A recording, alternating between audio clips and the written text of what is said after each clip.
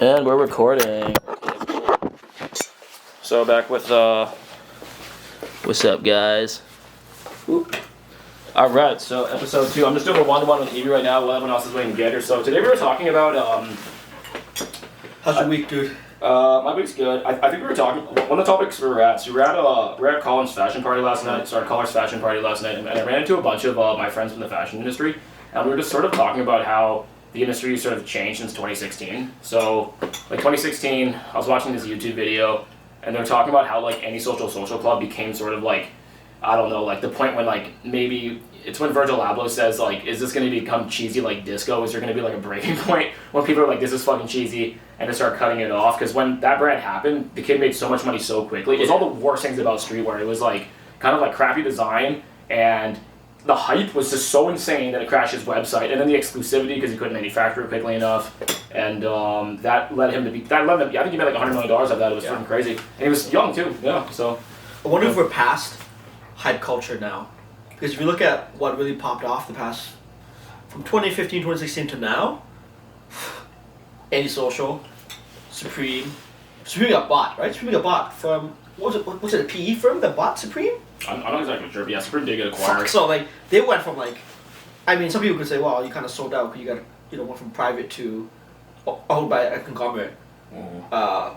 But then you had Yeezy coming up, and well, Yeezy's fucking, I don't know. Some people say Yeezy's dead now, right? With everything going on with Kanye, Adidas jacked all of his stuff and is releasing all of their own versions of Yeezys, which that's another thing, like creative IP. I feel like as a designer of creative, if on the one hand I think if you leave the company, they should stop. But on the other hand, I understand the business side is, hey, you created it under our watch, so technically it's ours.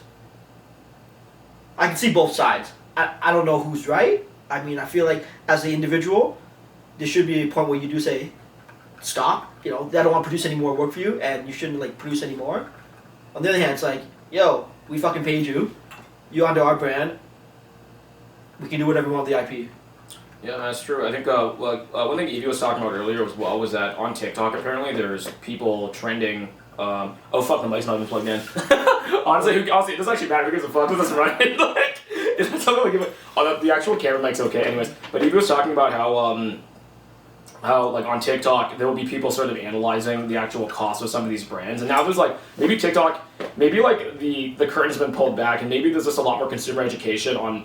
There's this one channel on Instagram, and they're probably on TikTok too, where they actually buy like like Hermes bags, they buy Birkins, they buy like Balenciaga bags, they buy Prada bags. He cuts them up because he's a leather maker himself, and he actually analyzes the cost of the leather, how they make the leather, and how much it costs to make each one. So some of the bags, like I think the one from Lowe, that one was the one from Lowe. I think that was the most expensive one. He said it estimated around $360 to build it, but they were charging like this bag was like. It was like a $10,000 bag or something. It was expensive, yeah. And then the other bags from like Prada, like Gucci and everything like that. He's like, these bags, the leather's worth maybe about $40 to $60. The labor maybe another $100. The bags cost, but like at the end of the day, like I don't like the whole cost of goods sold analysis, because the amount of money they spend on marketing, runway shows, the other like prestige projects for the brand, that eats into the cost. Like I think when people need to price out bags, they need to actually factor in like, even if the cost of a garment, like, oh, that t-shirt's made for like $10. I'm like, well, you have to do like model fittings. You have to do like, sample adjustments. You have to pay the pattern. There's a lot of labor involved in sample making that people don't know about. So when people are doing these comparisons, like, oh, Louis Vuitton just like slaps a logo on, and I'm like, yeah, we're making a huge profit, but there's all these other costs associated with doing that. That's true. I think you can say that for a lot of industries where there's either misinformation or just like people are just ignorant with regards to the actual effort involved. Like they generalize, right? They just assume that, all right, well, we can get a cheap $5 knockoff on Alibaba, and we know it's $5, so everything else above $5 is probably a ripoff. I think it's just not that understanding, it's not that education, but I think that is changing. Because I was watching a TikTok exactly today about a vlogger who breaks down the cost of handbags, and apparently the average markup from like on like a Prada bag compared to like a regular like Walmart bag, it's like a Prada and LV, all these bags are at minimum a 40x markup. Yeah. Which is actually kind of insane. Like a 40x markup, like holy shit. They have to make their margins somehow. And I was also talking to my friends yesterday about how like the two styles that me and my friends were sort of agreeing that are in right now are it's two things, and I think this is because of COVID. One of them is like this whole like core outdoorsman like survivalist nature, and which it's the whole like goth ninja shit that became like techwear. Techwear's had a huge resurgence recently, but I think it's like I think the hardcore goth ninja like Yohji Yamamoto Y3 shit. I think that's kind of like passe at this point, but like people are really into like getting outside and like outdoors and traveling. And then the other flip side of that, and we were talking about this yesterday, was like I feel every time there's a recession, vintage comes back really heavily. And then also not just like buying vintage in vintage stores, but also vintage style. So it's like I see a lot of brands that do like a lot of this kind of like I don't know like wellness type like kind of like rundown, faded, like kind of like I don't know, and people like I don't want to talk about gallery department, but like that's essentially like a vintage clothing brand that essentially rebranded all the clothing and sold it for crazy amounts of money. So you'll have celebrities who want to dress vintage, but they don't actually want to buy vintage from used clothing stores. So they'll pay like some kind of customizer or designer some obscene amount of money either for new clothing that looks vintage or I literally got an email today from Arc'teryx promoting their, good job. Yeah, promoting their resale or refurbished jackets. Nice. Like so, I mean, I feel like if you can save a little bit, and also I think they probably know that it's a recession. People also are happy to spend a little bit less on their products. Right now. Yep. Keep going. Yeah, because I was in. Sure, what's pulling up right now? Okay, Odie's coming out right now. Yeah. Because I was in. What was it? Fuck. There's a secondhand goods store downtown where you can resell stuff and then they give you credits. So I dropped some stuff off the other day. It's funny, I walked in planning to drop off 3 hoodies and I walked out with 3 new shoes. Or 3 like new shoes, right? But they were actually in good condition. Yeah. And I was just like, oh, well, like, I did not expect this, but they said that this whole month they've been getting a flood of donations. People just not wanting to like throw out the stuff, but getting like almost like resale for it. So like that makes sense. I feel like people value they value their stuff now, so they want to get a little bit more out of it. That's true. Like I walk in the store, and I've been in the store, like Plato's, that's what it's called. That's right. Fuck. So. You've been on mic right now. Keep going. I've been on Plato's for a bit now, and normally it's like not too busy. I mean, like whatever. People go, they donate shit, they walk out, and sometimes, literally up until this year, I never actually took anything from them. I always just gave, right? And then I had all these like credits, and then I was like, oh well, why not? So I took a look around the store, and honestly, I don't know how they vet or like do QA on the quality of the products and all that, but like generally, they're pretty good. Like they're actually not bad. It's not like they're like beating down, there's holes in them. Like you want to get like don't want to take that. Bro. Yeah, don't want to take that, dude. At least a B plus or anything, or they can't sell it. Exactly. You have to buy it's the same. They have to buy the inventory, right? Yeah. No, I've been in a like I'm a grilled user, so I've been in a reselling, and even just getting pieces that are like really hard, like getting like archival like Raph Simmons and shit like that. Like although like Raph, he's ending his label and I have a bunch of Raph shoes and like I'm trying to get rid of it. It didn't affect the price. People aren't hype on it. I think some people are trying to dump their Raph right now for higher prices, but like it is what it is, man. They're so old ass sneakers. Like they're not worth $1 bazillion. You know what would be interesting to see is, alright, so for like up until this point, right? I guess you can say the designers made a lot of the houses, right? So like Ralph Lauren, Yohji, Sakai. When do we see like the modern influencer become the house, or the modern brand become bigger than the house? Do we ever see that? Like, I mean, you can say Kanye, but Kanye was a musician before he became a fashion designer. When do we see the first YouTuber turn like designer? Like Sanjeev's, right? You know Sanjeev's on YouTube? The guy from Berlin. Just shout out Sanjeev's. He's from YouTube and he's from Berlin, and he was just like a fashion like. He would do like pickup videos and sell my shoes. He would review jewelry. Like I learned about Chrome Hearts from him actually. Well, not directly from him, but he did a pretty big review because he has some pieces from Chrome Hearts. Other companies, he's really into Rick Owens. He has an amazing like they all build their background for their videos. It's all like their wardrobe, so they'll have like a big like he has like a whole wall of like Rick Owens like shoes and shit. And then he started releasing clothes, and his clothes like the reason why people would buy his clothes is because I actually really think he knows what he's doing. Like he's just like, okay, like there's other like let's say there's another brand, let's say like Helmut Lang or something releases a pair of pants, and they're just really hard to find. So he's like, okay, I know you guys all are all asking about these pants because I post content. You guys are like immediately giving me feedback on what you like. So I post all these outfits. There's one pair of pants I have. Everyone is asking about this pair of pants. So I have demand. I have like data on that. So if I just start producing these pants, I can sell them to you guys. So he's been releasing pieces, and people are like, will the industry allow that? They don't. There's gatekeepers, goalkeepers, right? Yeah, well, the gatekeepers allow that. They don't have to. You know what happens if you do it long enough? Like LV will give you like the LV scholarship is like $300,000 or something. Oh yeah, because I saw that's what's happening in. Like Jack and Muse got it. But he's a sick designer though. He went to fashion school. He's like to get the LV like scholarship, you actually have to do like a fashion school grad. So you need to be fucking dope. I can't answer that call right now. But yeah, anyways, yeah. So like, cause see what's happening in like makeup. So I see a lot of makeup gurus go from being an influencer to starting their own lines. Kylie Jenner. Yeah, man. Like that's what's happening. Like a lot of industries. Like when does it happen?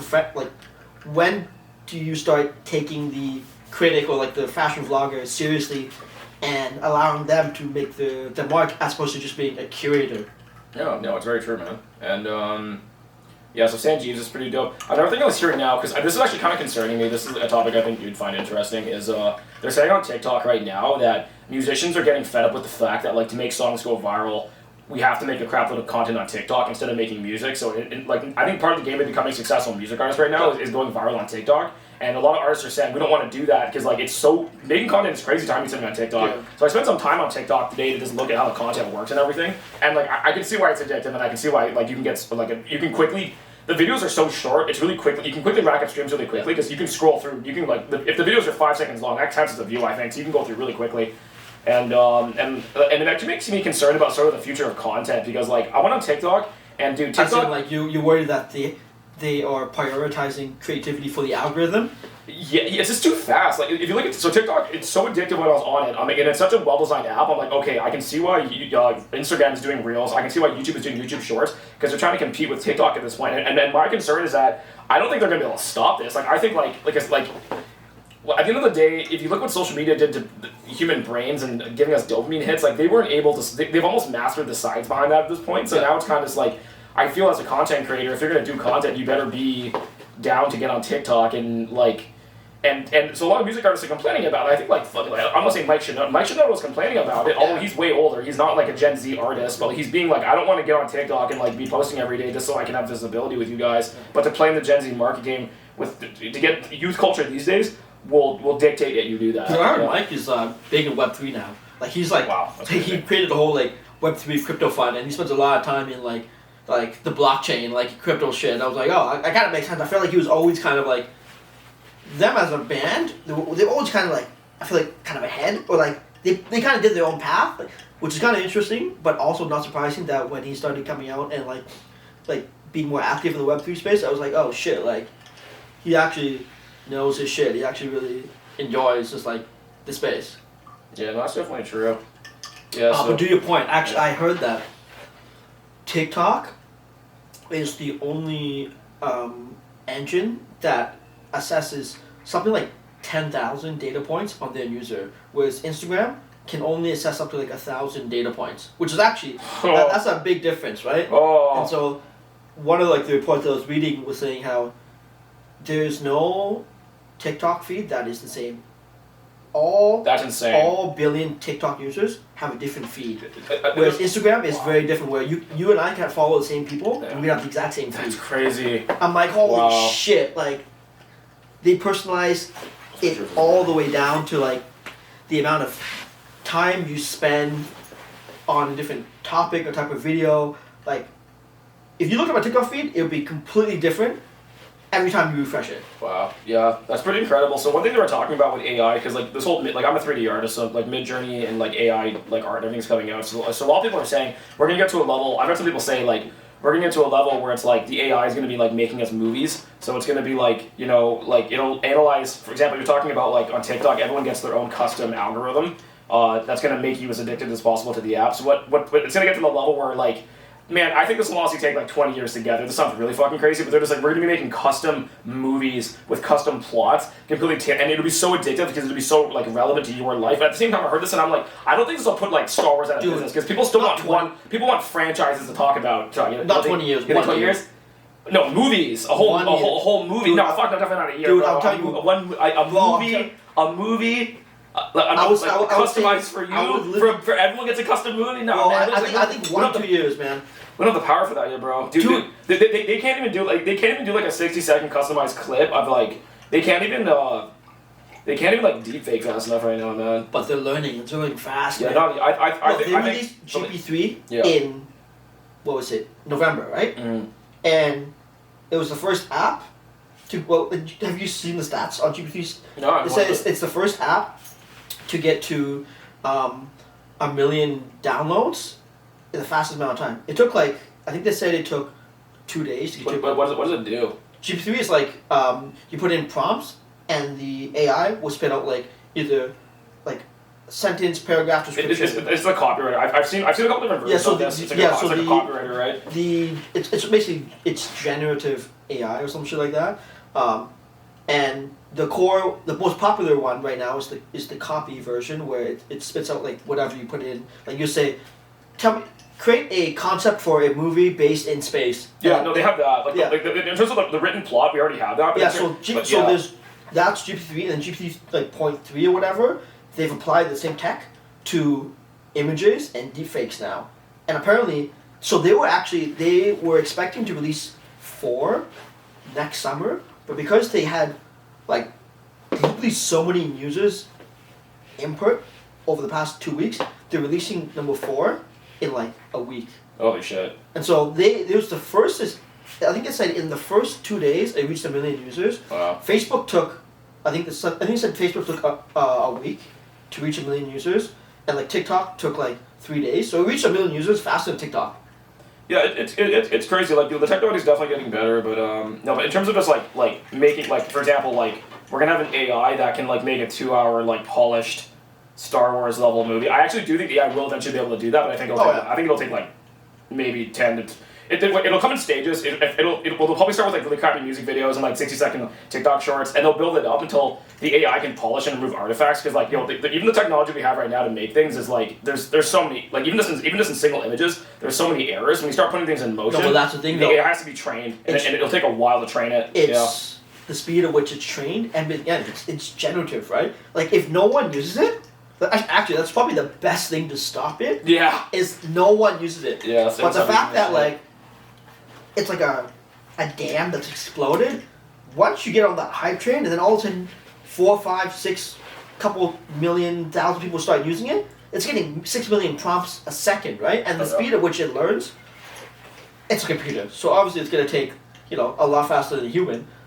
So probably the best thing to do is just not use it. But I don't even think that stops it, right? Because as long as people are using it, as long as people are actually contributing to it, it's just going to keep going faster. Yeah, I know one of my friends today sent me it was a 3D model room, and there was 5-6 different versions. And as soon as I saw it was one image, but it was split 6 different times. I know it was probably Midjourney or something. Yeah. And she was asking me, she's like, "What software did you use to make this?" And I said, "This is definitely Midjourney, but like the original author, because what is Midjourney sampling? Midjourney's sampling a bunch of Redshift users making a bunch of models, and it looks really cool. It looks polished. It looks to do that as a human would take a while. You know what? This is actually what I think is happening. I think still image rendering for stuff on Instagram, I think is gonna start it's gonna start going in the toilet for people just doing still, unless you're doing something really sick and complicated. But the AI already can do things that are really difficult. Doing organic fractal stuff in 3D is actually really difficult to do. The problem, animating, that's another story, because if you actually made that manually, then you can actually animate your organic sequence. But just doing pixels and having the dog face and shit like that, they have that totally figured out at this point. So I feel in terms of content creators, because I was looking at this today, I'm should I keep pushing on Instagram, or should I get on TikTok? So I went on TikTok and so I started posting my stuff on TikTok, and dude, you get views. I have no followers on there. You get views way quicker. It's a different market too, right? It's the approach is way different. So the influencers we work with, I feel IG is still for our crowd. It's still millennials, people who more curated, honestly. More curated content. More curated, With TikTok, it's the opposite, where it's frequency and volume, and also the demographic, way different attention span. We'll post the same video on IG. IG would get like 2,000 views. On TikTok, it'll get like 2 million. Yeah. Vastly different, man. So the output, you always have to customize your content for TikTok. Like what you do on IG won't work on TikTok. That's actually true, yeah. And so I go on TikTok too, and I'm like, maybe it's the people I'm following. So I follow a lot of artists and 3D pages on Instagram, and a lot of them on Instagram are kind of like portfolio pages. And it's actually, I heard Adam from No Jumper say he went live on TikTok and he went live on Instagram, and this is the craziest thing. He says on TikTok, you can actually, it's almost like a lottery. It's almost like a gambling machine lottery, so like a slot machine. You just like upload the video. If it doesn't get hits, like do it again, and that's why you see artists like big famous people like upload their videos again and again and again. It's just Instagram. You do it, and it's gonna be like if you do it live on Instagram, you'll get consistently like 90% of your followers, and then your stream, your audience rate, the retention rate will stay steady the whole way through. It's like on TikTok, like it'll like, show your video to a bunch of people going live, and then it'll go up, and then it'll go down, and it'll go up. And so like the way they're controlling, and also here's another thing too that I find really crazy on TikTok. This might just be my feed, I don't know, but like I was sending some of the videos to you guys today, and it was like some pretty crazy like talk. It was like I heard there's this trend on TikTok right now about bad dating advice. Like women are giving other women bad dating advice. Yeah. So I went on there, and like one of them was about how to find like really rich guys. And I'm watching this content, being like, does this girl actually have a point? And I'm watching this, and I'm just like, I feel like TikTok's it's not an American app. It's run by Chinese people, so I think they have like different standards. And it's kind of like I feel like the SJWs in the US would not really. The algorithm would not carry this on Instagram, because if you think about the type of maybe, but like on TikTok, this went viral, bro. Yeah. Like people were watching it, sure, and the content was ridiculous. Like this woman was like, if you want to find high value guys, go to like Gumball 3000 like car rally meet. She's like, don't go to Coachella, don't go to Ultra. She's like, go to Art Basel, because that's where all the rich guys are. And this is the third thing. Go to the craziest, and she says, go to the grocery store rich guy shop. And I'm just like, yo, like. This is like some female PUA shit. Like they used to teach guys like, yo, where to pick up chicks and stuff like that. And then she's like, and then when you see the guys, you got to give them like a male compliment opener, being like, oh, she's like, you need to compliment him, but not about him, but something he's wearing, so it's detached from him. That way, like he has a reason to sort of pursue you. So it's like, say like, hey, like, oh, where'd you get that sweater? Not like, you have a nice sweater. Say, where'd you get that sweater? So that would be like, the compliment is detached. When I heard that, I'm like, this woman is just like... Shit. Okay. No, and she has a lot of followers. But what's scary about this is that there's there's probably a lot of young girls who are like, probably like 12 to 15, because TikTok is mostly young people. Yeah. It's almost Generation A at this point, watching this content, getting advice from this woman, and... so she's like a lawyer, and she married some guy who's like a millionaire, and like, and that's great, like, kudos to her, but like, I just... Like how, man, like I'm not sure that's good. I'm not a woman. I'm not sure that's good advice. I don't think it's not terrible advice either. Like I think bad advice would be like, if you want to meet like the love of your life, to go clubbing every week, and that's horrible advice probably. Yeah. But, so she did have a decent advice. Like, and if you're gonna go to like Ultra versus like maybe Art Basel, like Art Basel will probably have there's party people there too. I'm sure it's Miami. There's people clubbing. There's probably less like dude bros, neon bros trying to get hammered, but it's still Miami. You're still clubbing. You're still like it's just Ultra and. Art Basel happened in the same city, right? Yeah, so that's dope. I hope Odie brought. Odie, I hope you brought. Odie's on his way right now. I hope you're. Oh, we're filming right now. All right, so that's session 1. That's me and Evie. All right, we just did the first 20 minutes.